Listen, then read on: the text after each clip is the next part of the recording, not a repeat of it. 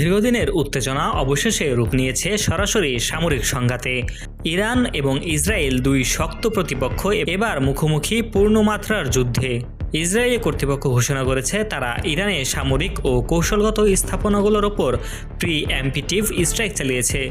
মুহূর্তের মধ্যেই বিস্ফোরণে কেঁপে ওঠে তেহরান। আকাশ জুড়ে ধোঁয়ার কুণ্ডলী, সাইরেনের তীব্র শব্দ আর আতঙ্কিত মানুষের ছোটাছুটি, সব মিলিয়ে এক ভয়াবহ দৃশ্য। এই অভিযানে সরাসরি সমর্থন দিয়েছে যুক্তরাষ্ট্র। ওয়াশিংটনের দাবি, আঞ্চলিক নিরাপত্তা রক্ষার স্বার্থেই এই পদক্ষেপ নেওয়া হয়েছে।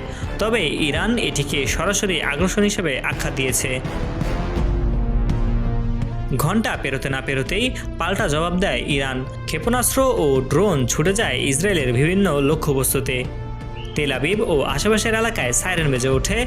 আকাশে দেখা যায় প্রতিরক্ষা ব্যবস্থার পাল্টা প্রতিরোধ। উপসাগরীয় অঞ্চলে অবস্থিত মার্কিন ঘাঁটিগুলোকেও লক্ষ্য করে হামলার চেষ্টা করা হয়।